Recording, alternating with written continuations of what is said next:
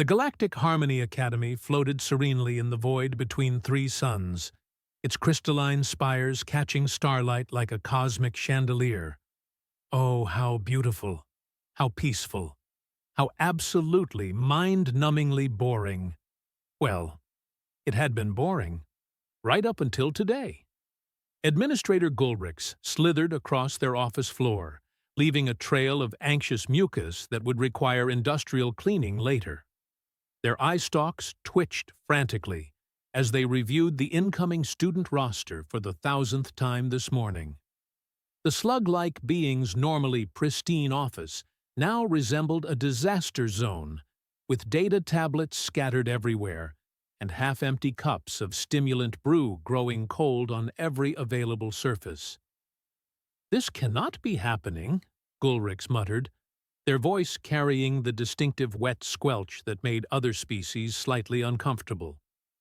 "Not here. Not at my academy." Through the panoramic windows, transport ships descended like metallic raindrops toward the academy's docking bays. New students arriving for the semester, each one carefully vetted, thoroughly documented, and completely predictable. The Zephyrian delegates brought their crystalline butterflies that sang lullabies. The Murak younglings carried their beloved moss creatures that glowed soft pastels when content.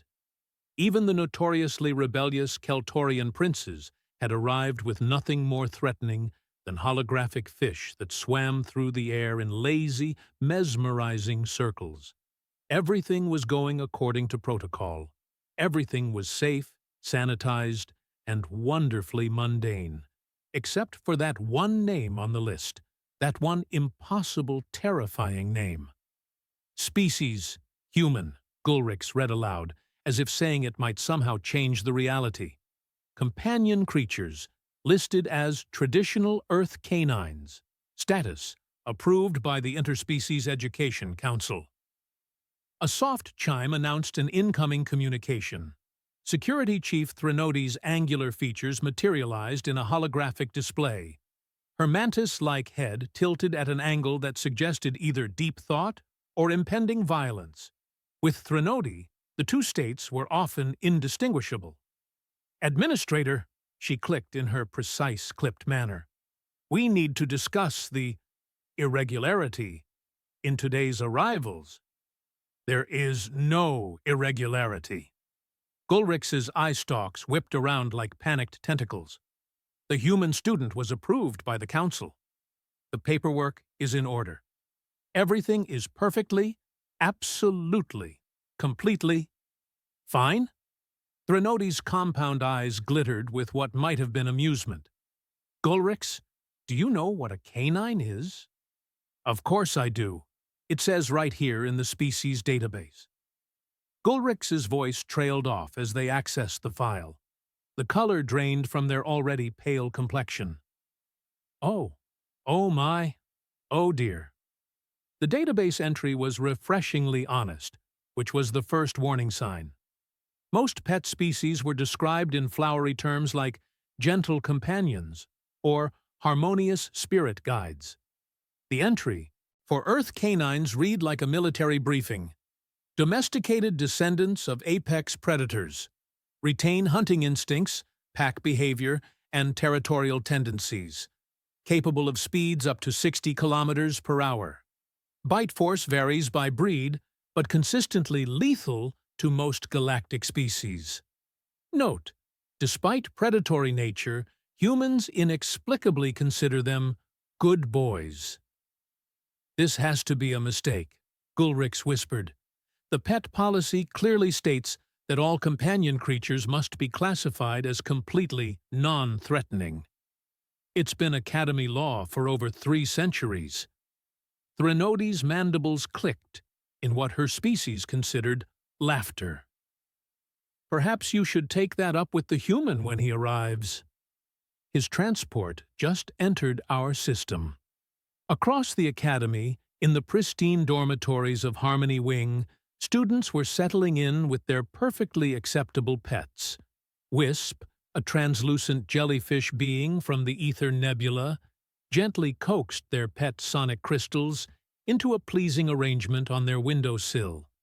Each crystal chimed softly when touched, creating melodies that could soothe even the most anxious temperament. "Such lovely harmonies," sighed their roommate, a flower-like creature named Petalia, whose own pet was literally a small cloud that rained glitter when happy. "I do hope the new arrivals have brought equally peaceful companions." Down the hall, Corvin was having his own settling-in experience. The rock creature's pet was a small boulder that occasionally sprouted tiny crystals. It didn't do much beyond existing in a very determined manner, which suited Corvin's personality perfectly. He was arranging his mineral collection when the ground vibrated slightly, not from seismic activity, but from the nervous pacing of Administrator Gulrich 3 floors below. "Someone's agitated," Corvin rumbled to his roommate, a gaseous being who communicated through color changes. The roommate shifted to a concerned purple, then gestured toward their pet, a small nebula that swirled in miniature galaxies above their desk. Everything was so perfectly, maddeningly peaceful. The first hint that this peace was about to be shattered came from the Academy's early warning system, not the one designed to detect hostile ships or cosmic anomalies, the one that monitored stress levels among the faculty. It had been installed after the great nervousness of 2387, when Professor Yilneth had accidentally assigned the same research project to 2 different species who were historically mortal enemies. The resulting academic rivalry had nearly caused a diplomatic incident. Now, the system was practically screaming. In the faculty lounge, Professor Yilneth himself was trying to maintain his usual calm demeanor while internally panicking. The elderly being resembled a cross between a wise owl and a very anxious librarian, which was actually fairly accurate. He'd spent the morning reviewing his lesson plans for interspecies relations. 101, a course designed to help students understand cultural differences without causing intergalactic wars. Somehow, he doubted his standard curriculum would cover this situation. "Perhaps," he suggested to his colleague Professor Zenth, "we should postpone the welcome assembly until we've had a chance to assess the new student." Zenth, whose species communicated primarily through bioluminescent patterns, flashed what roughly translated to, "Are you insane? The council representatives are already here. We can't postpone without cause." "Without cause." Yilneth's voice rose to a pitch that made nearby glass vibrate. "The cause is currently approaching our docking bay in a ship registered to a species that keeps apex predators as pets." The conversation was interrupted by another chime from the communication system. This time it was Commander Hectrix, the Academy's military liaison, whose job was supposedly ceremonial but was looking increasingly practical by the minute. "All faculty report to Emergency Briefing Room C," her crisp voice announced. "We have a situation." Situation. Right. That's what they were calling it. By the time the faculty assembled, Gulrichs had worked themselves into a state that required medical attention. Dr. Nementh, the Academy's physician, was administering mild sedatives, while Threnody briefed the group on what they knew about humans. "According to our intelligence files," she began, her compound eyes reflecting the data streaming across her visual display, "humans are a relatively young species that somehow managed to dominate their entire planet despite lacking natural weapons, armor, or significant physical advantages." "How?" Professor Yilneth asked, though he seemed afraid of the answer. "Persistence hunting, tool use, and social cooperation," Threnody replied matter-of-factly.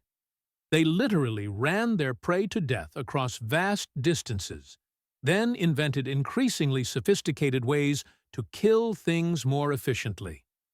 They're also pack hunters who form complex social hierarchies. And they keep predators as pets, Commander Hectrix added helpfully. The room fell silent except for Gulrix's whimpering. The transport will dock in 18 minutes, Threnody continued. The human student, designation Rowan, has been in communication with traffic control. He seems enthusiastic. Professor Yilneth pulled up the communication logs on his tablet. The messages from the approaching ship were indeed enthusiastic. Can't wait to meet everyone. The pups are so excited. They've never seen aliens before. This is going to be amazing. Pups. Multiple. How many? Gulrix managed to ask through their sedative haze. 2, according to the manifest, Threnody replied. Listed as Biscuit and Cuddles. Even Commander Hectrix looked concerned. Those are very non-threatening names for apex predators. Humans have a documented tendency toward ironic nomenclature, Dr. Nementh observed. They name their military vehicles after peaceful animals, and their pets after food items.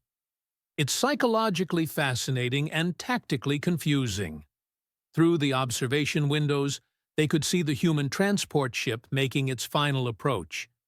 It was smaller than most diplomatic vessels, built for speed rather than ceremony, functional, practical, slightly ominous in its simplicity. Perhaps, Professor Yilneth suggested weakly, we're overreacting.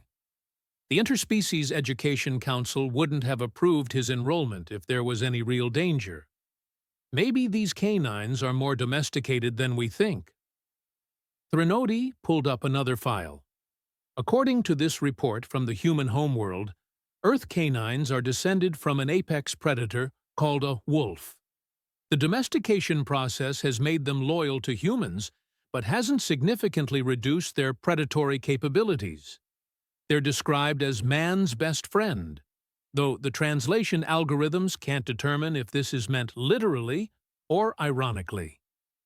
Both, Commander Hectrix said grimly. Knowing humans, probably both. The ship's docking clamps engaged with a solid thunk that resonated through the Academy's superstructure. Somewhere in the distance, a few of the more sensitive student pets began making distressed noises. The sonic crystal's harmonious chiming became discordant. The glitter cloud stopped raining sparkles and started producing small thunderclaps. Even the pets knew something was coming. Administrator Gulrix pulled themselves together with an effort that was visible to everyone in the room. Their eye stalks straightened, their posture became more rigid, and the trail of anxious mucus finally stopped flowing. We are professionals, they announced with as much dignity as they could muster. We have handled difficult students before. We have managed complex diplomatic situations. We have survived budget meetings with the Council. We can handle one human and his companions. Nobody looked convinced, least of all Gulrix themselves. Security teams to Docking Bay C, Threnody announced into her communicator. Full protective gear, non-lethal suppression equipment, and medical teams on standby. Medical teams? Dr. Nementh looked alarmed. Just in case, Threnody replied. The human student might need treatment for culture shock, and we might need treatment for everything else. The transport ship's boarding ramp extended with a hydraulic hiss that sounded remarkably like a predator's warning growl. Steam vented from the airlock, creating an atmosphere of impending drama that would have impressed a Hollywood director. This was it. The moment that would either mark the beginning of a new era in interspecies education or the end of galactic civilization as they knew it. The ramp finished extending. The airlock cycled. The steam cleared. And from within, the ship came a sound that made every alien in the vicinity freeze in absolute terror. Barking. The first thing about Rowan that caught everyone off guard wasn't his height. Though at nearly 2 meters, he towered over most of the Academy's population. It wasn't his unusual bipedal stance or the way his eyes moved independently to track multiple threats simultaneously. No, the truly unsettling thing about the human was his smile. It was genuine, enthusiastic, completely, utterly oblivious to the fact that he had just caused the largest security mobilization in Academy history. Wow! Rowan stepped off the boarding ramp, his boots clanking against the metal deck plating with sounds that somehow managed to be both musical and vaguely threatening. This place is incredible! The gravitational field generators alone must cost more than my entire planet's education budget. Behind him, something in a specialized travel crate made a sound that was part whine, part growl, and entirely ominous. The crate itself was a masterpiece of engineering, reinforced titanium steel composite with climate control, exercise wheels, and what appeared to be toys scattered across the floor. Toys that looked suspiciously like they were designed for creatures with very sharp teeth. Administrator Gulrix approached with the kind of cautious movements typically reserved for defusing explosive devices. Their security escort, 6 heavily armed guards in full protective gear, fanned out in a formation that would have been appropriate for containing a prison riot. "Welcome to the Galactic Harmony Academy," Gulrix managed, their voice only slightly strangled. "I am Administrator Gulrix, and this is Security Chief Threnody. Pleasure to meet you." Rowan extended his hand in what the cultural database had warned them was a human greeting ritual. Gulrix stared at the outstretched appendage as if it might contain hidden weapons, which, considering human anatomy, it actually did. "I'm Rowan, and I cannot wait to get started. This is going to be the best semester ever." The crate behind him rattled ominously. Something inside it was clearly excited, and judging by the sounds, that excitement involved claws scraping against metal. Threnody's compound eyes focused on the container with laser-like intensity. "And those would be your companions?" "Oh, yeah. Want to meet them?" Rowan's face lit up with the kind of joy typically reserved for major religious experiences. "They're just babies, so they're totally friendly." "Well, mostly friendly." "Okay, they're friendly with me anyway." Every security guard in the vicinity took a simultaneous step backward. "Perhaps," Gulrix suggested, with the desperate politeness of someone trying to negotiate with a natural disaster, "we should conduct the introductions in a more controlled environment?" "Sure thing. Though I should probably let them out soon. They get cranky when they're cooped up too long. And trust me, you don't want to see them cranky." Rowan hefted the crate as if it weighed nothing, despite the fact that it was clearly designed to contain something both large and energetic. "Where should I put them?" Threnody and Gulrix exchanged a look that contained entire volumes of unspoken communication, the primary message being, "We are so incredibly doomed." "Follow us," Threnody said, activating her communicator. "All personnel, code yellow. Repeat, code yellow. Clear corridors en route to Containment Laboratory, C." Containment Laboratory? Rowan looked confused as they began walking through halls that were rapidly emptying of students and faculty. "Are they sick or something? Because I have all their medical records right here." "It's a precautionary measure," Gulrix explained, trying to maintain their professional composure while internally screaming. "Academy policy requires all new companion creatures to undergo a brief evaluation before joining the general population." "Oh, that makes sense. You probably want to make sure they play nice with the other pets, right?" Rowan nodded approvingly. Good thinking. Biscuit and Cuddles are pretty social, but some animals can be territorial. The way he said territorial suggested he had no idea that his pretty social companions were descended from pack hunters who had once terrorized entire continents. They reached Containment Laboratory C, which had been hastily retrofitted with additional barriers, emergency containment fields, and what appeared to be a small army of medical equipment. Professor Yilneth was there with a data tablet, attempting to look scholarly rather than terrified.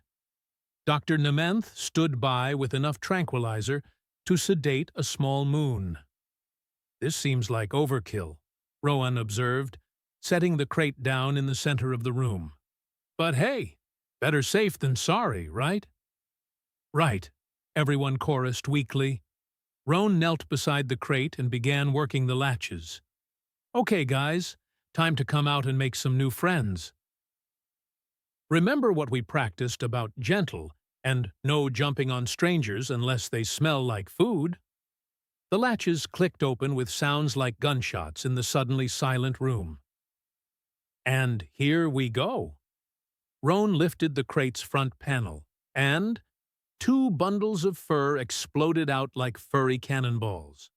The first one, presumably Biscuit, was slightly smaller than her companion, with golden fur marked by darker patches around her ears and muzzle.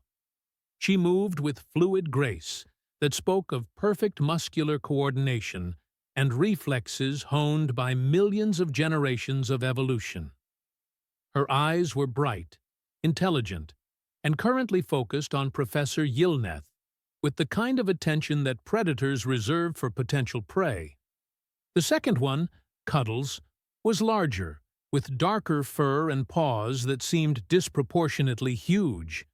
He bounded forward with puppyish enthusiasm that might have been adorable if not for the fact that his bounding covered approximately 3 meters per leap, and his enthusiasm included what were unmistakably hunting behaviors. "Aren't they cute?" Rowan beamed, as both creatures immediately began investigating their new environment with the systematic thoroughness of professional reconnaissance specialists. "Biscuit's the smart one. She figures out how to get into everything. Cuddles is more of the muscle, but he's actually a big softy once you get to know him." Biscuit had completed her initial survey and was now sitting at attention, her tail wagging in a rhythm that somehow managed to be both friendly and vaguely hypnotic. Cuddles had discovered Professor Yilneth and was approaching with the kind of focused interest that made the elderly academic's feathers stand on end. "Fascinating," Professor Yilneth managed, his voice pitched about an octave higher than usual. "Such alert expressions." "Oh yeah, they're wicked smart," Rowan said proudly. "Watch this. Biscuit, sit." Biscuit was already sitting, but she tilted her head at the command with an expression that clearly said, "Really? That's the best you've got? Cuddles, shake?" Cuddles obediently lifted a paw the size of a dinner plate. Professor Yilneth, caught up in the moment and perhaps influenced by academic curiosity, actually reached out to complete the handshake. The moment his feathers made contact with Cuddles's paw pad, the wolf pup's eyes widened with delight. This was something new, something interesting, something that smelled like old books and nervous sweat. Cuddles immediately decided that Professor Yilneth was his new best friend. "Cuddles, no!" Rowan called out, but it was too late. 60 pounds of enthusiastic apex predator launched itself at the startled professor, who went down in a tangle of feathers, fur, and what sounded like very sophisticated cursing in 3 different languages. "He's just being friendly." Rowan rushed over to disentangle his pet from the academic. "He likes you." That's his happy face. From beneath the pile of fur and feathers came Professor Yilneth's muffled voice. "This is his happy face." "Oh yeah, when they're really happy they like to wrestle. It's a pack bonding thing." Every security guard in the room had drawn their weapons, though none of them seemed entirely sure what to do with them. Shooting the creatures might hit the professor, and besides, the target was currently engaged in what appeared to be an enthusiastic face-licking session. "Cuddles off," Rowan commanded, and the pup immediately bounded away, tail wagging so hard his entire back end was wiggling. Professor Yilneth sat up, looking dazed but remarkably intact. I am not injured," he announced with surprise. "How is that possible? According to the database, those creatures should have torn me apart. Why would they do that?" Rowan looked genuinely puzzled. "You're not threatening anyone. Besides, they're just babies. They don't know how to hunt properly yet." The phrase, "don't know how to hunt properly yet," hung in the air like a toxic cloud. "Yet?" Gulrich squeaked. "Well, yeah. I mean, they're only 8 months old. They won't reach full hunting maturity for another year or so. Right now, they're basically just oversized puppies who sometimes forget their own strength." As if to demonstrate this point, Biscuit had discovered one of the laboratory's metal stools and was currently attempting to play tug-of-war with it. The stool, designed to support the weight of large alien researchers, was losing. "Biscuit, drop it," Rowan said, with the long-suffering tone of someone who had said those words many, many times before. "Sorry, she's teething." Dr. Nemeth approached cautiously, medical scanner in hand. "May I examine them? For the health records?" "Sure." They love attention. Rowan scratched behind Cuddles' ears, producing a sound that was part purr, part growl, and entirely unsettling. "Just move slowly at first." They're not used to non-humans yet. This turned out to be an understatement.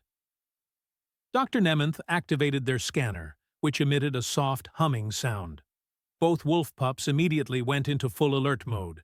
Ears pricked forward, bodies tense, attention focused on the potential threat with laser-like intensity.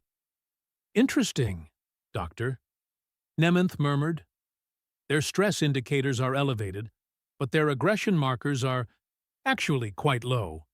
They're cautious, not hostile." "That's because they're good boys," Rowan said, as if this explained everything.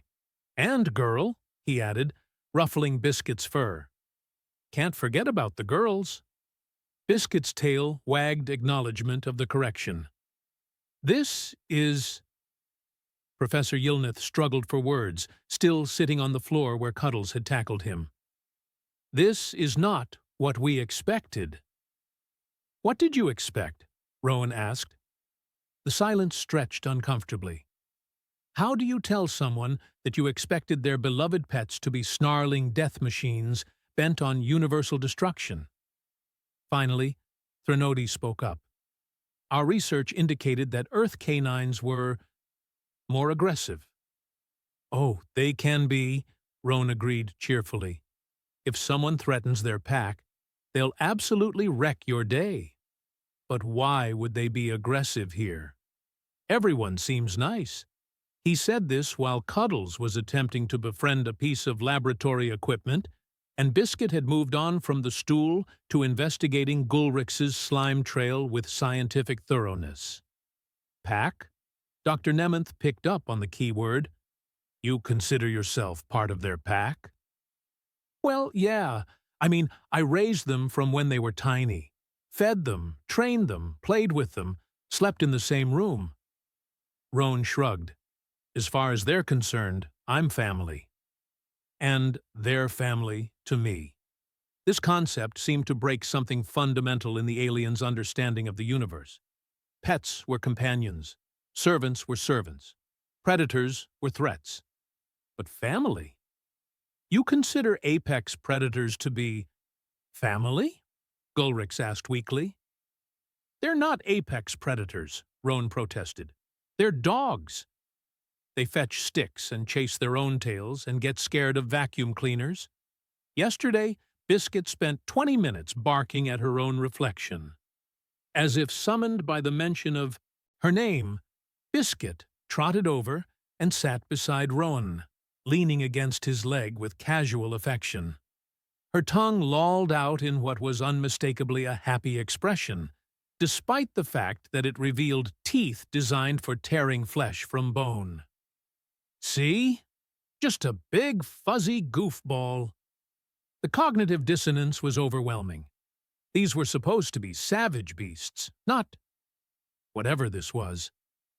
Perhaps, Professor Yilneth suggested, pulling himself to his feet with as much dignity as he could muster, we should continue this discussion in a more public setting. The other students will want to meet them. Every security guard in the room looked at him as if he had just suggested juggling live grenades. That sounds great, Rowan's face lit up. The pups love meeting new people. Well, new people who don't run away screaming. That happened once at the spaceport on Kepler Station, and it really hurt their feelings. Their feelings? Threnodi's mandibles clicked uncertainly. Oh yeah, they're very sensitive, especially Cuddles. He takes rejection personally. As if understanding the conversation, Cuddles looked up at Threnody with what could only be described as a hopeful expression. See? He likes you already. Threnody stared down at the creature that evolution had designed to be the perfect killing machine, currently looking at her with puppy dog eyes and a gently wagging tail. What do I do? She asked helplessly. Pet him, Rowan suggested. He loves having his ears scratched. And so it was that Security Chief Threnody, veteran of 3 galactic conflicts and decorated expert in 17 different forms of combat, found herself hesitantly reaching out to scratch the ears of a baby wolf. Cuddles' tail wagged harder, his eyes half closed in bliss. He made a sound that was part sigh, part rumble, and entirely content. He's soft, Threnody said with wonder. Yeah, they've got great fur. Perfect for cold climates. Rowan beamed like a proud parent. Okay, who wants to meet the rest of the academy? I bet they're dying to see what all the fuss is about.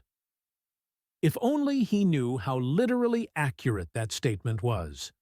The Academy's maximum security pet daycare had never hosted anything more dangerous than a crystalline butterfly with boundary issues. Now it housed 2 wolf pups who were currently engaged in what Rowan cheerfully called enrichment activities, and everyone else called systematic destruction of Academy property. They're just playing, Rowan insisted, as Biscuit successfully dismantled what had once been an interactive learning toy designed for young Zephyrians. See how she's not actually eating it? That shows restraint. The toy's remains suggested otherwise, but Administrator Gulrix had long since given up arguing with human logic. The compromise had been reached after 6 hours of emergency committee meetings. Rowan could attend classes, but Biscuit and Cuddles would spend their days in supervised socialization, which was Academy speak for contained behind enough barriers to stop a small invasion. The arrangement satisfied no one, least of all the pups, who had spent their first night howling mournfully for their missing pack member. The sound had carried through the Academy's ventilation system, creating what Professor Yilneth generously described as an atmospheric learning opportunity about interspecies emotional expression. Most students described it as the worst night's sleep in galactic history. I don't understand the segregation, Wisp commented during their first interspecies relations class, their translucent form shimmering with curiosity. My sonic crystals produce frequencies that could shatter most beings' auditory organs, yet they're permitted in dormitories. That's different, replied Petalia, whose glitter cloud pet had been producing anxious thunderclaps all morning. Your crystals don't have teeth. Neither do many predatory species, Corvin observed from his corner. The rock creature had become something of an unofficial voice of reason, possibly because his species had survived several ice ages through sheer stubbornness. The Keltorian prince's holographic fish simulate the hunting patterns of creatures that once devoured entire space colonies. Professor Yilneth adjusted his spectacles nervously. Today's lesson plan on cultural sensitivity and assumptions had taken on an unintended relevance. Perhaps we should examine our own biases regarding what constitutes threat assessment. The discussion was interrupted by a soft alarm chime, then another, then what sounded like an entire orchestra of alarm chimes, followed by Commander Hectrix's voice over the intercom. All students remain in your current locations. This is not a drill. Repeat, this is not a drill. Through the classroom windows, they could see security personnel running past in what appeared to be barely controlled panic. "Oh no," Professor Yilneth whispered. "Oh dear. Oh my." The next announcement confirmed everyone's worst fears. The contained creatures have breached their enclosure. All personnel avoid sectors C through G until further notice. Wisp's form flickered with alarm. Breached? How does one breach a maximum security facility? The answer came bounding around the corner 60 seconds later. Biscuit and Cuddles had apparently decided that separation from their human was an unacceptable state of affairs. The maximum security enclosure had been designed to contain creatures that might bite or scratch or, at worst, produce mildly toxic secretions. It had not been designed to contain creatures that could chew through titanium steel composite when sufficiently motivated. "Rowan!" Cuddles bounded into the classroom with the enthusiasm of a missile that had found its target. Behind him, Biscuit moved with more tactical precision, quickly scanning the room for threats before determining that this was a safe space to engage in what humans apparently called reunion behaviors. The reunion involved approximately 30 kilograms of fur, claws, and overwhelming affection attempting to occupy the same physical space as one startled human student. "I missed you too, guys," Rowan laughed, somehow maintaining his balance despite being tackled by what most of the class now recognized as barely contained natural disasters. "But you can't just break out of your room whenever you want." We talked about this. The alien students watched in fascination as Rowan somehow managed to calm both creatures with nothing more than ear scratches and gentle scolding. The pups settled down immediately, flanking their human with military precision while maintaining expressions of complete innocence. "This is remarkable," Wisp observed. "They respond to verbal commands without coercion or technological enhancement." "It's called training," Rowan explained, as if this were the most obvious thing in the universe.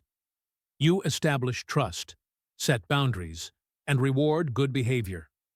Basic pack dynamics." Corvin's rocky features shifted into what might have been thoughtfulness. "Your species forms cooperative bonds with apex predators through social conditioning?" "Well, yeah." Rowan seemed confused by the question. "I mean, they're not really apex predators anymore. We've been partners for thousands of cycles. They help us hunt, we provide food and shelter. Fair trade." The concept of fair trade with creatures designed to kill things was apparently too much for some students. 3 Zephyrians had quietly fainted, their crystalline butterflies producing discordant chimes of distress. "But surely," Professor Yilneth ventured, "there must be some mechanism of control? Some way to ensure they remain compliant?" Rowan looked genuinely puzzled. "Why would I want to control them? They're not slaves, they're family." And there it was again. That word that broke every alien understanding of hierarchy and dominance. "Family," Wisp repeated slowly. You consider predators to be family. I consider dogs to be family, Rowan corrected. And Biscuit and Cuddles consider me to be pack. It's mutual. As if to demonstrate this point, Biscuit had wandered over to investigate Wisp's sonic crystals. Instead of destroying them, which everyone expected, she simply sniffed politely and returned to Rowan's side. See? She's just curious, not destructive. The remains of the maximum security enclosure suggested otherwise, but nobody mentioned that. The attack came during third period, which was either incredibly bad timing or incredibly good timing, depending on your perspective. Captain Scareth and his crew of space pirates had done their research. The Galactic Harmony Academy housed the children of diplomats, wealthy merchants, and planetary governors, prime targets for a lucrative kidnapping operation. Their intelligence had indicated minimal security, pacifist staff, and students who had never seen real violence. What their intelligence had not indicated was the presence of a human and his harmless pets. The first sign of trouble came when the Academy's external sensors detected 3 unregistered ships dropping out of hyperspace. By the time Security Chief Threnody reached the command center, the attackers had already disabled the communication array and were jamming all outgoing signals. "Boarding parties inbound," reported her second-in-command, a multi-armed creature whose species had evolved from peaceful herbivores and therefore had no instinctive understanding of tactical situations. "They're targeting the student dormitories." "Evacuation protocol," Threnody ordered, though she already knew it was too late. The pirates had planned this perfectly, hitting during class hours when students were scattered throughout the academy, making coordinated evacuation nearly impossible. In classroom C-15, Professor Yilneth was attempting to continue his lesson on conflict resolution through diplomatic discourse, when the emergency klaxons began wailing. The irony was lost on no one, least of all Rowan, who immediately went into what he called protective mode. "Everyone stay calm," he announced, rising from his seat with fluid movements that suddenly reminded everyone that humans were also predators. "These alarms mean external threat. We need to secure this room and wait for instructions." Biscuit and Cuddles had already moved into flanking positions without being told, their playful demeanor replaced by something altogether more focused. Their ears were pricked forward, heads tilted, as they listened to sounds beyond normal hearing range. "What are they doing?" Wisp asked nervously, as both pups began moving toward the classroom door with purposeful steps. "They hear something we don't," Rowan replied, his voice carrying an edge that none of his classmates had heard before. "Something that doesn't belong here." The classroom door exploded inward. 3 figures in combat armor burst through, weapons raised, clearly expecting to find cowering academics and terrified students.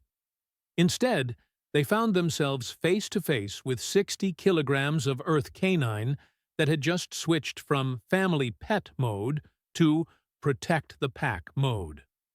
Biscuit hit the first pirate before he could even process what he was seeing.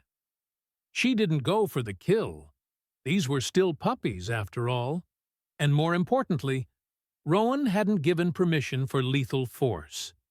Instead, she simply knocked him down and stood on his chest, growling with a sound that bypassed rational thought and went straight to evolutionary panic responses. Cuddles, meanwhile, had discovered something interesting about the second pirate's weapon. It made fascinating clicking sounds when shaken vigorously. The fact that this made the weapon completely useless was, from his perspective, just a happy coincidence. The third pirate managed to fire one shot before Professor Yilneth, mild-mannered academic and surprising badass, tackled him with techniques that definitely weren't covered in the faculty handbook. "Rowan!" Wisp's voice was high with panic. "Are they supposed to do that?" "Do what?"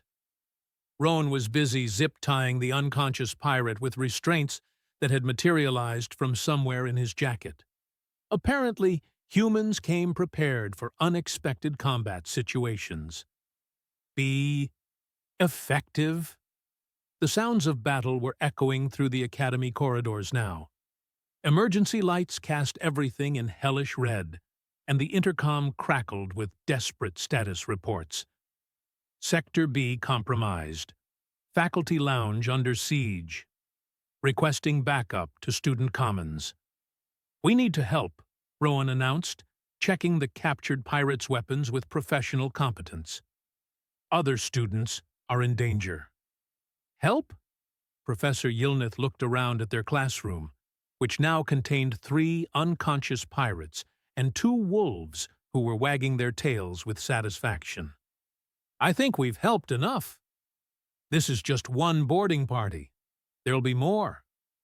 Rowan's expression had shifted into something that reminded everyone that humans had conquered an entire planet through superior tactics and stubborn refusal to give up. "Biscuit, Cuddles, we're going hunting."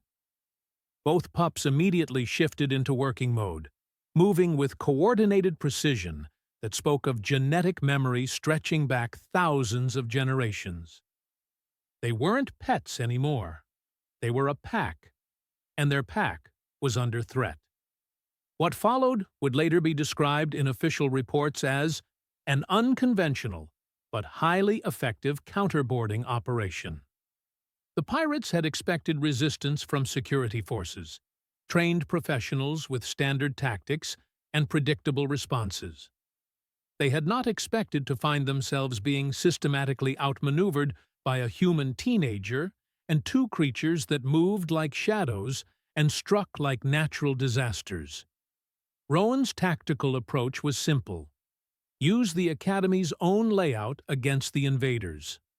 The corridors were designed for peaceful academic pursuit, with multiple sight lines and interconnected passages that favored defenders who knew the terrain.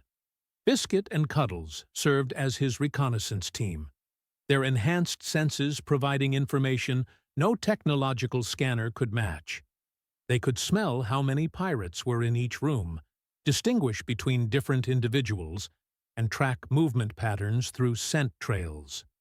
6 pirates in the student commons, Rowan whispered to the growing group of faculty and students who had started following his lead. 2 guarding the exits, 4 searching the rooms. Standard search pattern. No tactical discipline. "How can you possibly know that?" Commander Hectrix demanded. She'd found their group 20 minutes ago and had been grudgingly impressed by their effectiveness. "Biscuit told me." Rowan scratched behind the wolf's ears, receiving a gentle tail wag in response. "She's got better intel than your entire security network." The liberation of the Student Commons was a masterpiece of coordinated chaos. While Hectrix's security forces provided distraction from the main entrance, Rowan and the pups entered through the service corridors. The pirates never knew what hit them. Literally, in some cases, as 60 pounds of motivated canine appearing from an air vent tended to cause immediate surrender. "This is impossible," Captain Scareth snarled when he was finally cornered in the Academy's main lobby, his crew either unconscious or fled. "You're academics, pacifists. You don't fight." "You're right," Administrator Gulrix agreed, emerging from behind a decorative pillar where they'd been coordinating the defense. "We don't fight. But apparently, we don't need to." Rowan stepped forward, Biscuit and Cuddles flanking him with the casual confidence of apex predators who had just reminded the galaxy why their species had once ruled entire continents. "The thing about pack animals," Rowan said conversationally, "is that we take care of our own. All of our own." He gestured around the lobby, where students and faculty stood together. Wisp's sonic crystals humming protective harmonies. Corvin's massive form blocking escape routes. Even Petalia's glitter cloud crackling with defensive energy. You made one mistake, Captain. You threatened our pack. The cleanup took 3 hours. The philosophical implications took considerably longer. I believe, Professor Yilnith announced at the emergency faculty meeting, we may need to revise our pet policy. Administrator Gulrich's new policy was elegantly simple. Companion creatures must enhance the educational experience and contribute positively to Academy community welfare. The first test case was obvious. Biscuit, Cuddles, Rowan called as he entered the newly redesigned student commons. Want to meet your new classmates? Both wolves bounded forward, tails wagging, ready to make friends with anyone who didn't try to threaten their pack, which, as it turned out, now included the entire academy. You know, Wisp observed, watching Cuddles patiently allow a group of young Zephyrians to braid flowers into his fur, I'm starting to think the word harmless was never really about the pets. No, Rowan agreed, scratching Biscuit's ears as she dozed contentedly in a patch of artificial sunlight. It was about understanding what family really means.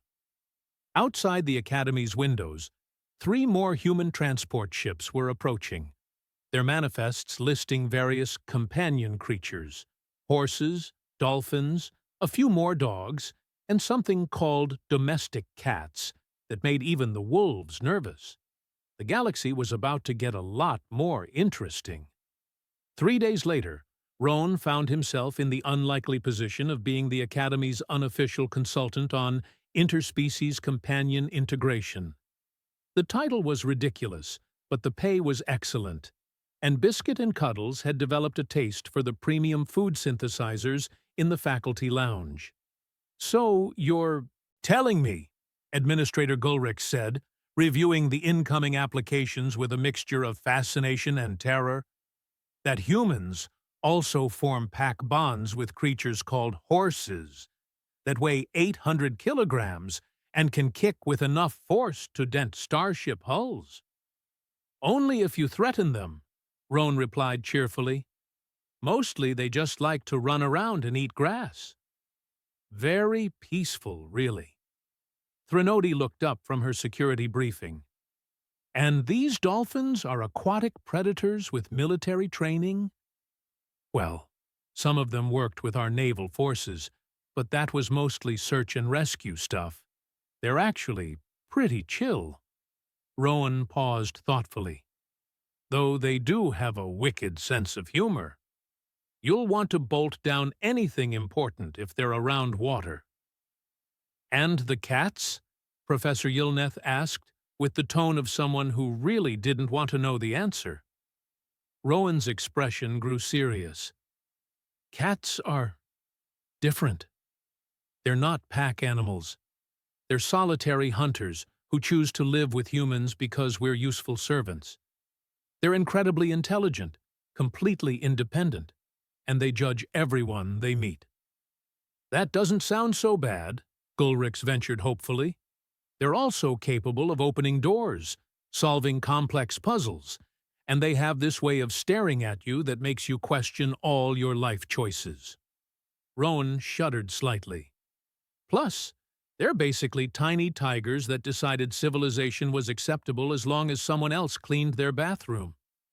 The room fell silent as everyone contemplated the implications of apex predators with attitude problems and opposable thumbs.